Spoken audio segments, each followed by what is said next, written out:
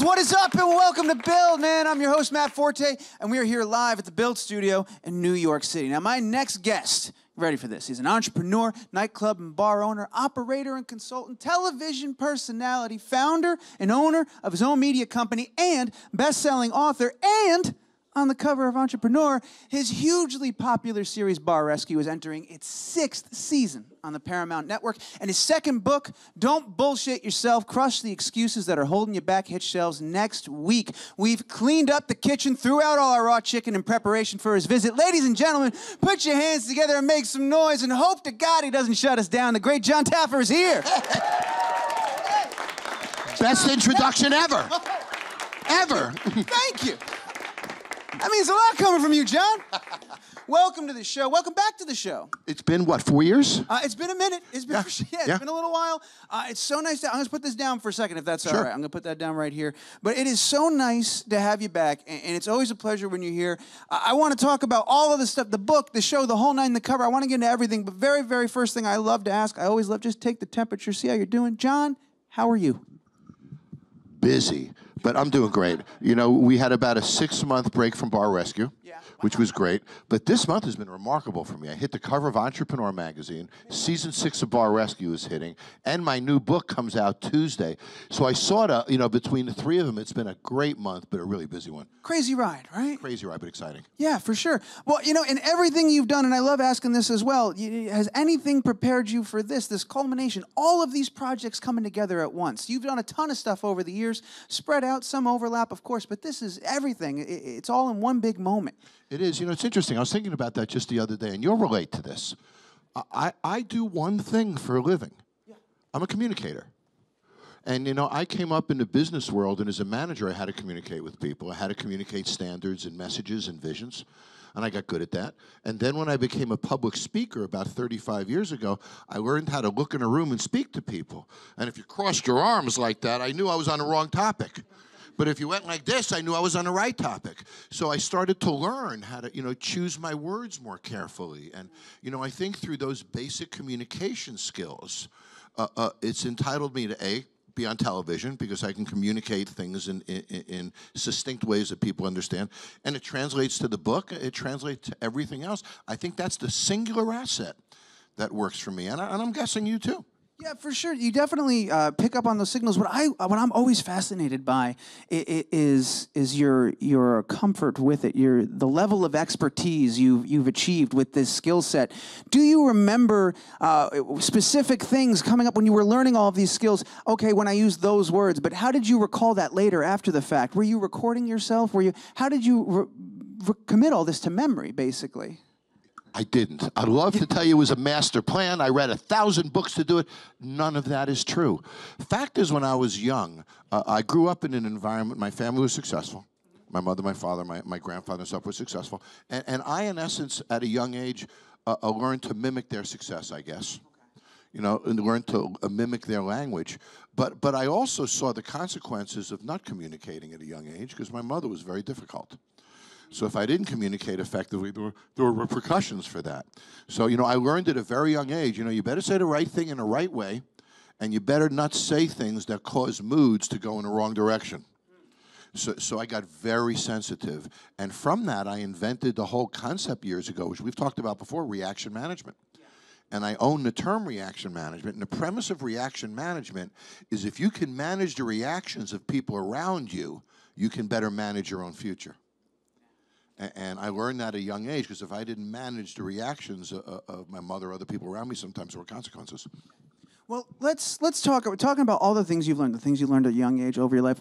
I was saying earlier, I loved reading this book. It really is a collection of the Taffer wisdom, and you get to see a lot of the stories that you've sort of garnered this wisdom from and where it came from. You tweeted recently in talking about the release that this book, there's a lot of late nights, kept you up a lot of nights, and I'm curious, what was it that kept you awake? What were you losing sleep over? What was the Jon Taffer losing sleep over? Wow, that's a great question. Nobody's asked me that before. This started 2 years ago when I was shooting Bar Rescue in Youngstown, Ohio.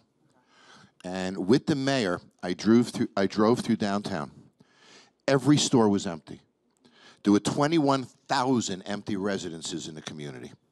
And I'm driving, and I was devastated by it. It was a real sight to see empty, empty, empty, empty with all the glass windows.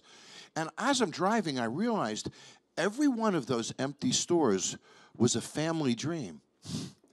Family savings. I mean, those were family dreams going up in smoke. Then when being the nutcase that I am, I started doing homework, and I found out that 600,000 small businesses open every year, but 720,000 close. Then I found out that 10 years ago, 62% of small businesses were owned by families, now only 40%. I said, wow, I've got to get a family in that business. So I created this mission, if you will, to try to grow small business. At the same time, I'm finishing my 100th episode or so of Bar Rescue, where now I start my 160th next week. I think you're at 150. 160, yep. Wow. Yep, 160. And I realized that every business person, all of you, we all learn about success, the blocks of success, the words of success, the dress of success, the this of success. After 100+ episodes of Bar Rescue, I've learned more about failure than anyone. The walk of failure, the talk of failure. I can see it a mile away. And then I started to realize there is a common denominator of failure. And it's so simple. It's excuses. And here's what I mean. If, in fact, you wake up tomorrow morning, I'll pick on you. You wake up tomorrow morning, and you blame your failure, whatever that might be, on the government, the weather, your employees, your wife, your kids. You wake up and you blame your shortcomings on someone or something else. You have no reason to change, do you? Because it's their fault, not mine. But if you wake up in the morning and look in the mirror and say, I'm failing because of me, you're not going to like that. That you're going to change. So what we do is we deflect to other things. So I then said, okay, excuses are the common denominator, because on Bar Rescue, nobody ever says they're failing because of them. It's always an excuse. Okay, so then I said, what is an excuse? And I defined the word excuse. An excuse is the rationalization of a mistake. Think about it. If you didn't make the mistake, you wouldn't use the excuse, would you? You wouldn't even be thinking about the excuse. It would have no purpose whatsoever. So, if the common denominator of failure is excuses, and an excuse is the rationalization of a mistake, meaning you should have done something that you didn't, you did something you shouldn't have, or you screwed up a decision, then excuses are the single most paralyzing reason why that store in Youngstown, Ohio was empty. And suddenly the dots got connected for me. And through that connection, I then started writing this book. It took quite a while to write, and it was a labor of love. And what I wanted to do, excuse the lengthy answer, what I wanted to do was, A, make you understand that excuses do paralyze you, and they're poison. And if I can get you to consciously stop using them, then you have to act. You're not paralyzed anymore. So I took the 6 biggest excuses, and I destroyed them in this book. You sure did. There's no debate there. And never apologize for the lengthy answer. It's the very reason I bring you on this show. I love your lengthy answers. They're fantastic. But let me ask you this then, okay? You said it's a labor of love. It took a long time to do it. So in the universe loves irony. Were there any excuses you yourself had to crush in the making of this book? Anything that you encountered or a wall and you found it and you said, you know what? No, that's bullshit, Jon. That's an excuse. Push through this. We're going to finish this book. You know, another great question. The answer is yes.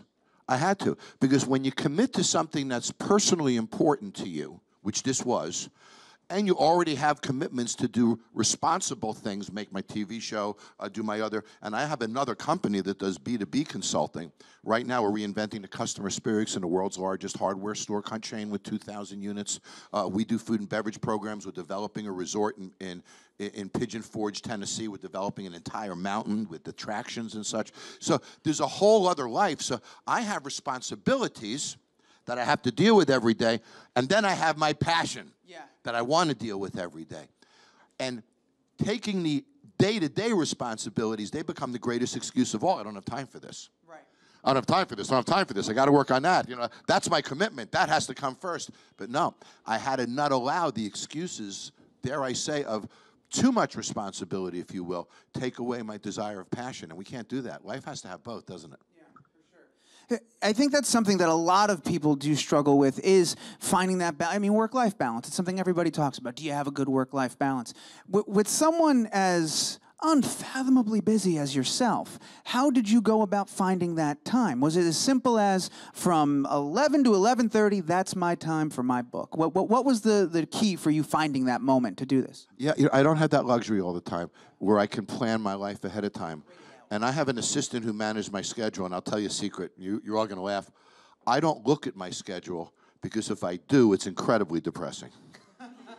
So I look ahead and I realize I'm not going to be home for 3 weeks. I'm not going to see my dog for 3 weeks, my wife, my home, everything that's important to me. So I try to deal with it 1 day or 2 days at a time, and I let my assistant book everything ahead of time.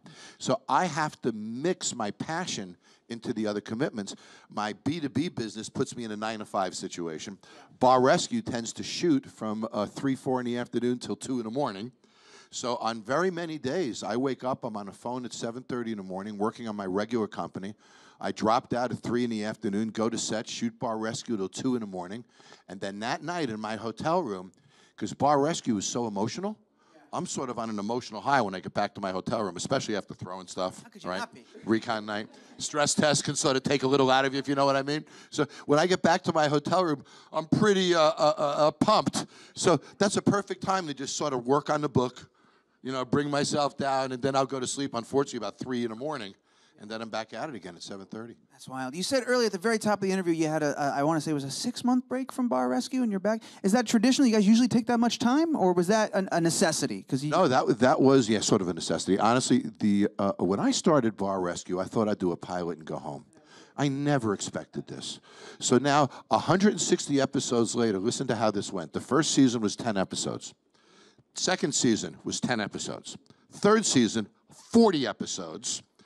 Fourth season, 52 episodes. Fifth season, 40-some-odd episodes. And now we're 10 into 20 more. So each one is another 4 to 5 days on the road. So how do you live your life when you're making these road commitments to be on the road? And then the other challenge is I have a company home in Las Vegas. I never get to look my employees in the face. It's hard to manage by phone all the time. So it presents serious challenges for me. It does, to manage my life from the road, interact with everybody on the road that I interact with. And so far, I'm keeping the pieces together, but there's moments where it's very difficult to keep them all floating. Well, let me ask you, talking about how difficult it is, there's a great part in the book, too. I think it's towards the end where you're leaving like the final thoughts, and you say to take a moment, even if it's 30 minutes a day, to think about your business and what you do and how you can make it better, something you can do to make it fresh and attract new customers and things of that nature. Entering 6 seasons, having done 150 episodes, did you, before going into this 6th season, set down some time and say, all right, Jon, we're doing a 6th one. What are we going to do different this year? Are we going to do anything different? Because the other thing I would ask is, you've got something that works. People love it. So do you do something different at that point? That's another great question. Thank you, Jon. Will you travel with me? Let's go into it. So, I'm going into my 6th season of Bar Rescue. I'm executive producer of the show. I control the show. I control all the creative in the show. But there's certain things I don't want to control. I don't want to control casting because I don't want to look at the reels. I don't want to know them before I get there. I don't want to look in their eyes. I don't want to know what the heck they look like, how they dress. I want to know nothing about them when I get there. But I create the standards of casting, right? There must be a kitchen, must be this, there must be that. They must be in debt. They must have troubles. There must be so many employees, et cetera, et cetera. They cast it. Now, after 160, I start a new season. And you raise an interesting point. There's 2 things in work and in life. We work in it, and then we work on it. There's a difference. If you work in your business every day, get there at 9, punch in, do the thing, you never get time to work on it. On it is where the growth is, not in it. Same with life. If you work and you live in your life every day, when do you step back and work on it? Right? When do we look, at the things that could make us look better, act better, talk better, sound better, have more experiences, et cetera? So we have to have that balance. So going into Bar Rescue, I had a big challenge, and you nailed it. I have a format that works. People watch it 15, 16 hours every Sunday, which is unbelievable to me.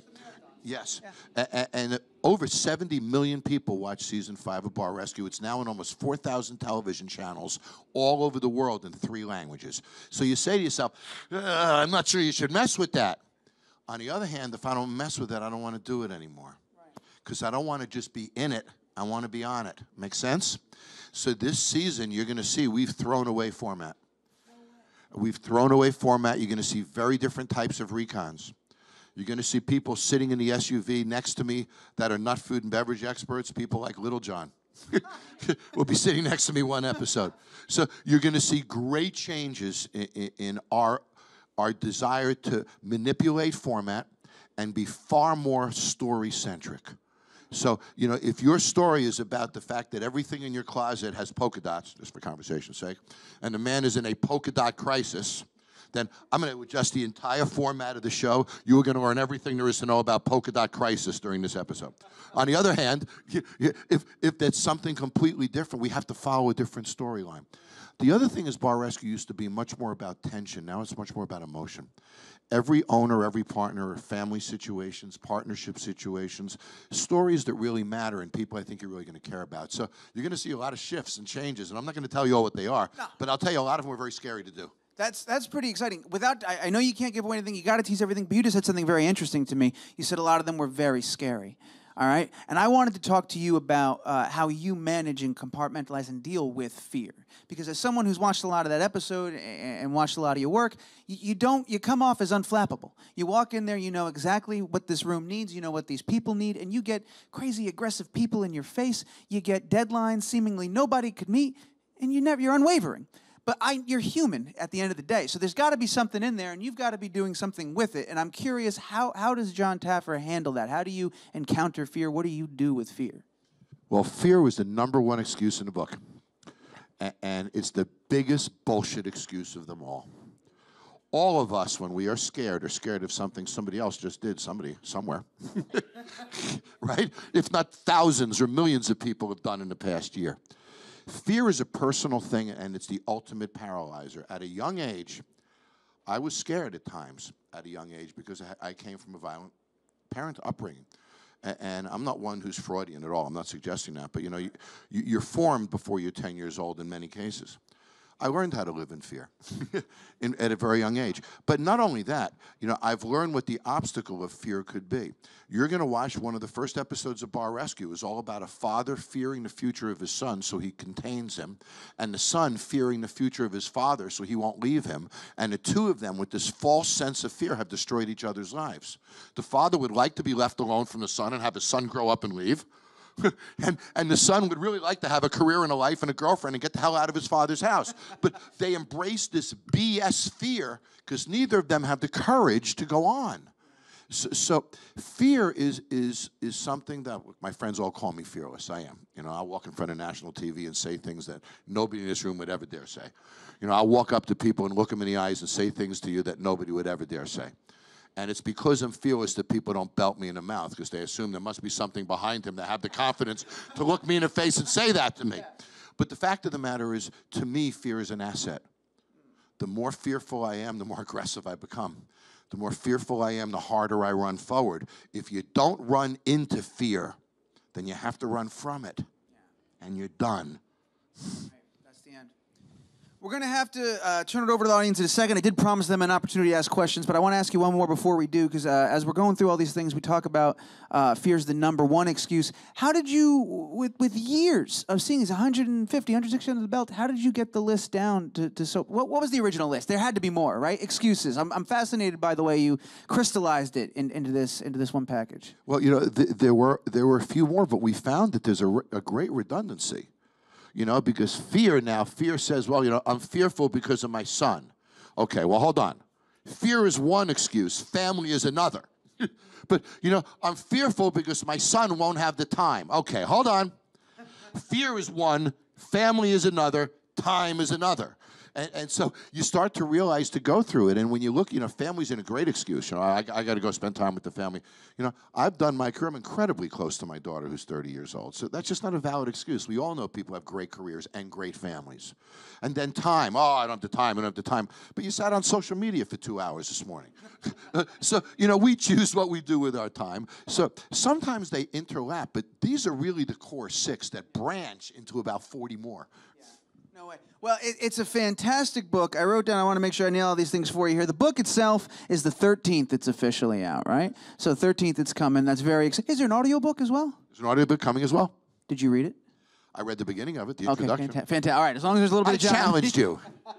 As long as you're on there.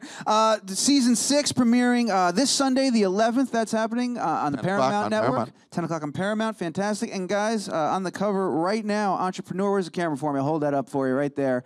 It's a fantastic cover. I'll show around the room. I heard oohs and ahs, audible gasps. Let's go ahead. Everybody, do a little around the room, a little 180. Fantastic. All right. Yes, absolutely you applaud for that. That's fantastic. Jon, thank you so much, man. Let's go ahead and see what the audience has to say. We got a couple of microphones out there. First one looks like it's right here in the front. Hi, Jon. How you doing? My name is Ernest. Congratulations, first and foremost, on all your success. Thank you, Ernest. So my question is around mindset. Earlier you mentioned that you were in a management position, so you were working for someone else. And so my question is, what was the catalyst for your mindset to change from working for somebody else to working for yourself? And what kept you going? That's a great question. It really comes down to confidence. And I'll tell you the story quickly. When I was young, I managed a business like everybody else does. And every manager is focused on managing labor costs, managing this cost, managing that cost. So every day I'm fighting over dimes. And every dime you save, you're taking something away from a customer somehow. And it always haunted me because I was so customer-oriented. And one day somebody came to my place of business, which I was running a hotel at the time, and gave me a promotion. And that promotion was strictly revenue-based. And I did it, and sales went up by about 30%. I'm going to answer your question. I'm getting there. Sales went up by about 30%. And for the first time in my professional career, I had no cost problems. And I learned at a young age that we have no expense problems in business. We only have revenue problems. So I started to become a master of revenue. And I grew revenue. When you grow revenue in life, you get a bigger place real quick. You do it a second time, they give you 3, 4, 5 places. Then they give you 5 of the biggest places. Then you get half the country. Then you get 3/4. When you raise revenue, you get noticed. And I found when I was really young that I had not a false sense, a genuine confidence in my ability to drive revenue. Revenue is what makes small business successful.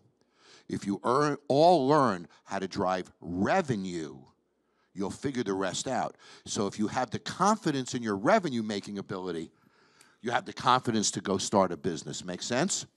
And where people start is you do the forms, you do the systems, you do all this, you put your shingle in front, you unlock the door, and then nobody comes in. First, figure out how to get them in, and then do the rest. Make sense? But it came from that confidence that I developed from my ability to raise revenue. That's a great question. Thank you for that. We got a couple more. Next one's going to come from right over here. Hi, Jon. What's your first advice for beginners, entrepreneurs? Business independence? Yeah. You know, when I was young, my grandfather once said to me that the only way you can be successful is to be the smartest person in the room.